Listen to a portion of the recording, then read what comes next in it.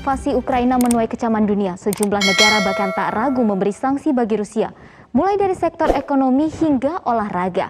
Lalu negara mana saja yang sudah memberikan sanksi terhadap Rusia? Nah, berikut ini kami tampilkan data-datanya. Yang pertama kita lihat dulu ada Amerika Serikat. Jika kita ingat, memang semula sanksi untuk Rusia hanya dijatuhkan oleh Amerika Serikat dan sebagian negara di Uni Eropa. Namun seiring dengan semakin memanasnya konflik, beberapa negara lain pun ikut menjatuhkan sanksi terhadap Rusia. Rentetan sanksi ekonomi dari berbagai negara juga sebagai buntut dari serangan Rusia ke Ukraina. Nah, sanksi tersebut ini sejalan dengan kebijakan pemimpin dunia untuk menekan Presiden Vladimir Putin agar menghentikan invasi. Untuk Amerika Serikat sendiri memberikan sanksi setidaknya ada 3, yaitu larangan warga negara Amerika Serikat melakukan transaksi dengan Central Bank of Russia, kemudian membekukan akses atau aset dari Rusia di Amerika Serikat.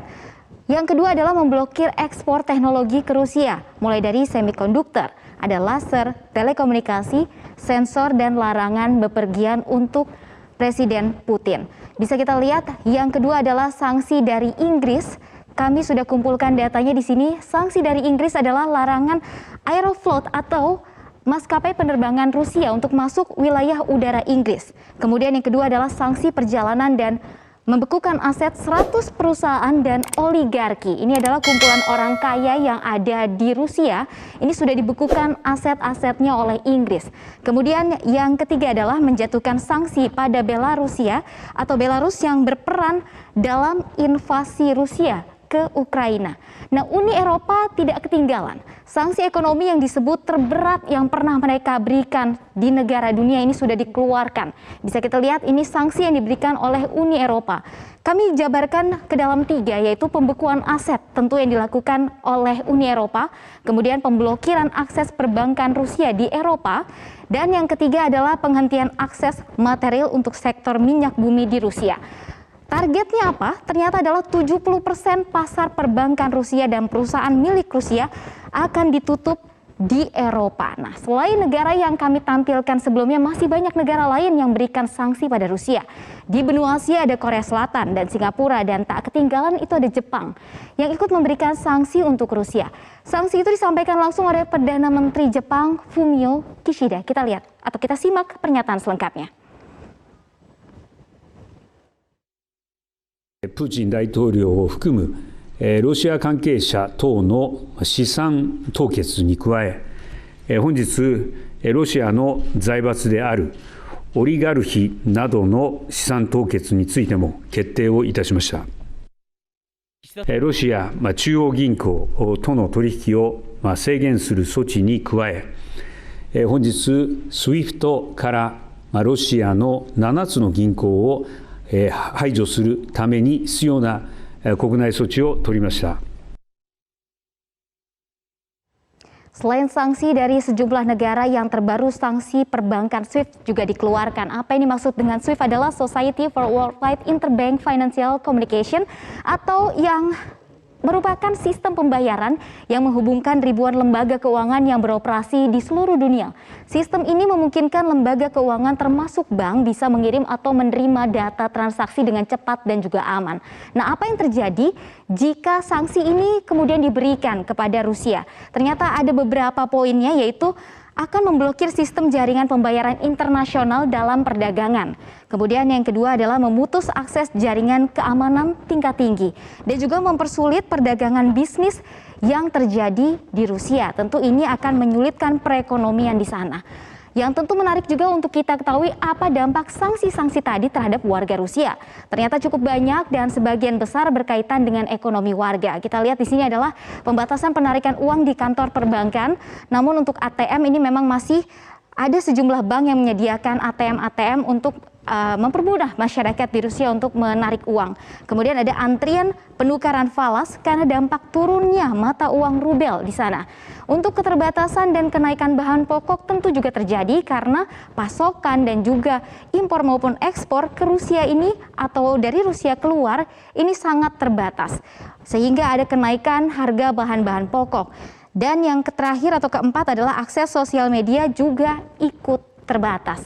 Nah, pasca datangnya sanksi dari sejumlah negara dunia, Presiden Putin pun langsung mengadakan pertemuan virtual dengan negara tetangga.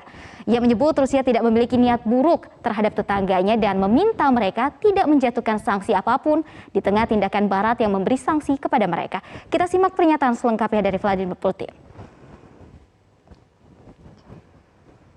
Если кто-то не хочет с нами сотрудничать в рамках единой кооперации и сам себе наносит ущерб таким образом, он нанесет ущерб, конечно, и нам. Но в чем? Нам придется сдвинуть некоторые проекты чуть вправо, приобрести дополнительные компетенции, так как мы это делали по целому ряду других проектов, в том числе, скажем, в авиации. Но мы все равно решим задачи, которые перед нами стоят. Все равно решим. И больше того, даже в конечном итоге выиграем от этого, потому что, как я уже сказал, приобретем дополнительные. Pertanyaan berikutnya, lalu apa upaya dari Rusia menyelamatkan situasi yang bisa dibilang sudah menyulitkan ekonomi mereka, terutama dampak yang ditimbulkan pada perusahaan lokal di sana.